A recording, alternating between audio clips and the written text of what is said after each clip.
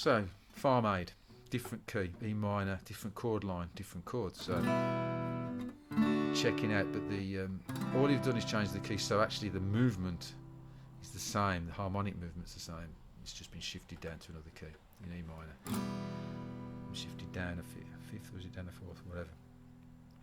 So you got a new set of chord actions to get together. Because it's a lower tempo one, it's still the same as it will go. The actual contour is different. It's not just been shifted down. Because now the other one went. If we were doing this if we were doing the other contour in E minor, it would be this. It'd be.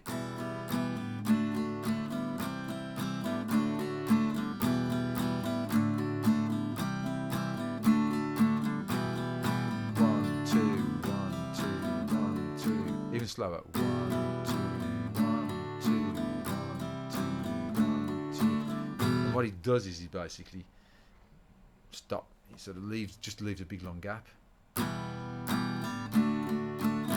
Jumps in 3, 4. 2, 3, 4.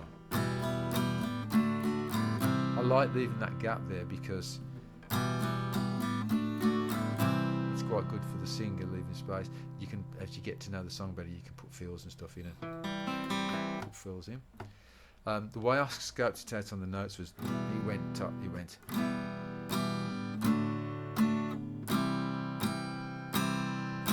Because it's essentially you hold that one C chord for twice the same length of time as you hold it in both the E minor and the D. 1, 2, 3, 4. So if you're playing on every pulse, that's what you'd end up with. But I'd rather go 1, 2, 3, 4, 1, 2, 3, 4, 1, 2, 3, 4, 1, 2, 3. And then what I usually you break the rhythm.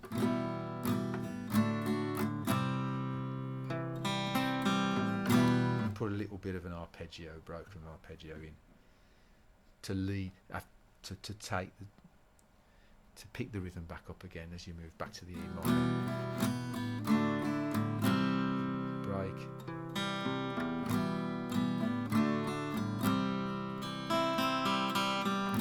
You can fill the entire thing up, or you can just do put a little, just a couple of notes that just soften the transition from no strumming to strumming on the E minor and the D, and that's where you get the fun and the enjoyment of playing anyway. So he's also added new parts as well. So he goes.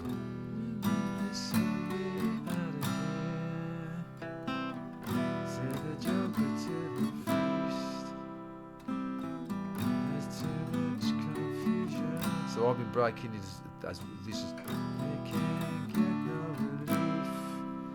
And now, what I call the second verse goes to he goes to this. He goes.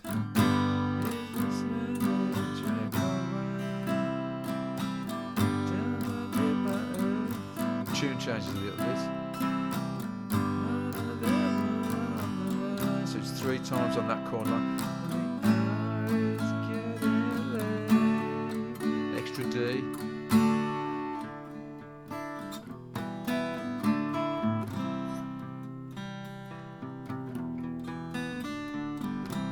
What I would tend to do is when there's no playing, I'd probably,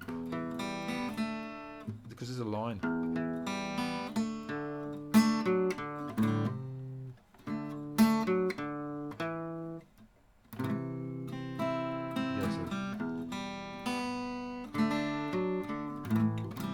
Sorry.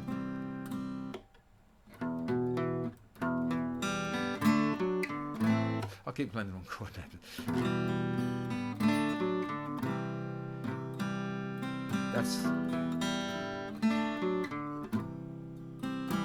That kind of emulates the piano, you know. And again, it's only there in chord tones, so if you just experiment with breaking the notes up yourself, eventually you'll realise what the chord tones are.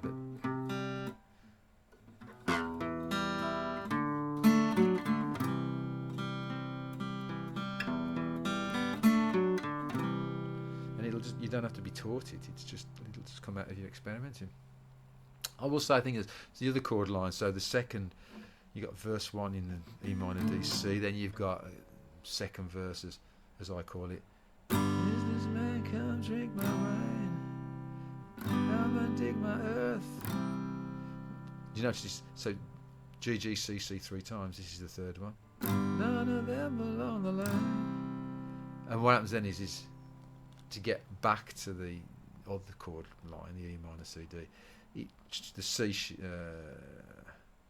the G C shifts up a tone to A D. Know what any of it is worth. So instead of going G C 4 times, you go G C 3 times, and then the fourth line, the G becomes A, which is one step up from G. So that means the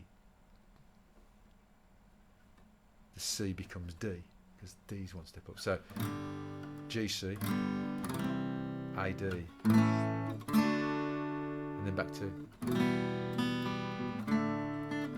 And like I said, I'd probably play around with the arpeggios in the breaks, and then when the singing starts, I'd go to some more strumming. So it goes. No reason to get excited.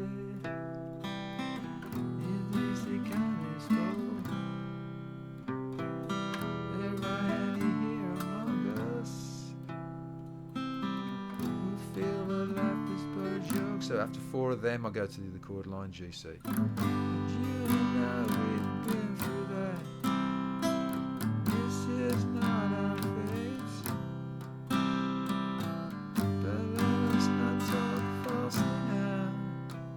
And then we shift that G C line up a step to A D.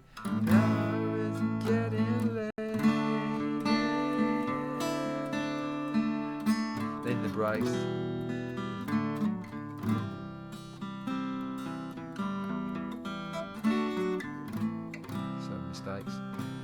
And then singing starts, strumming starts.